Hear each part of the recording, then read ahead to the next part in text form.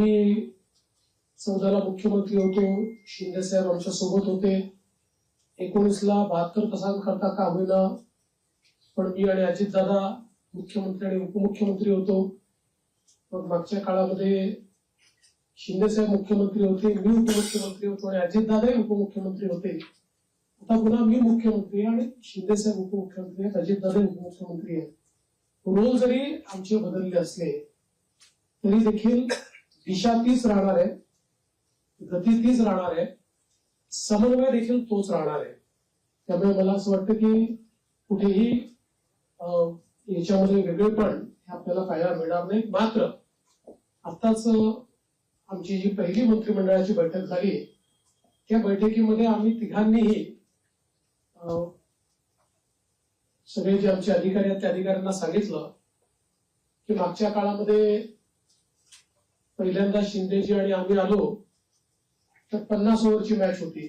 मग अजितदादा जॉईन झाले तर काळ कमी असल्यामुळे 20-20ची मॅच होती.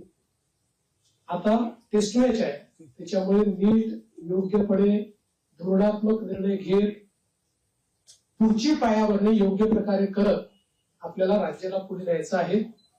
आणि मला विश्वास आहे की वेगवेगळ्या योजना आम्ही सुरू केलेल्या आहेत, वेगवेगळ्या पायाभूत गोष्टी आम्ही सुरू केल्या आहेत. मग इरिगेशन मधले नदीजोड प्रकल्प असतील किंवा ऊर्जा क्षेत्रामध्ये 16,000 मेगावॅटचे सौर ऊर्जेचे प्रकल्प असतील की ज्यातनं शेतकऱ्यांना दिवसा वीज मिळणार आहे, किंवा सामाजिक क्षेत्रातले लाडकी बहीण सारखे प्रकल्प असतील, मुलींच्या जी पूर्वी आम्ही 50% फी द्यायचो त्याच्याऐवजी 100% फी देण्याचा आमचा निर्णय असेल.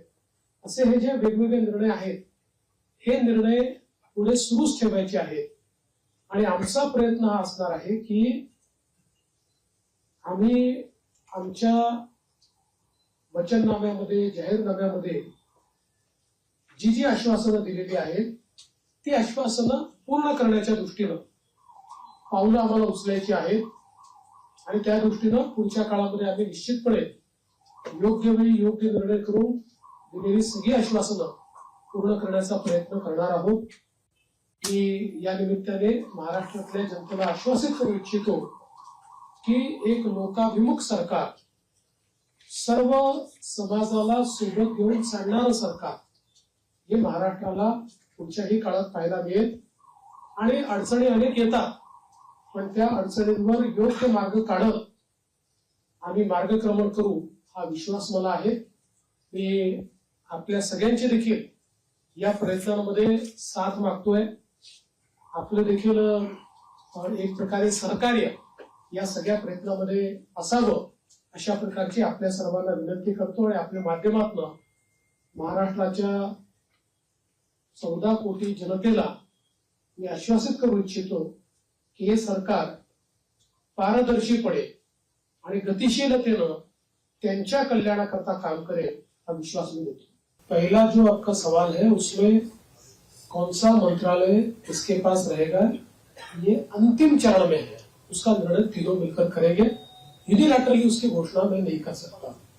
और जहां तक पुराने मंत्रियों का सवाल है तो उसमें निश्चित रूप से सभी के काम का एक मूल्यमापन तो हो रहा है, मूल्यांकन हो रहा है.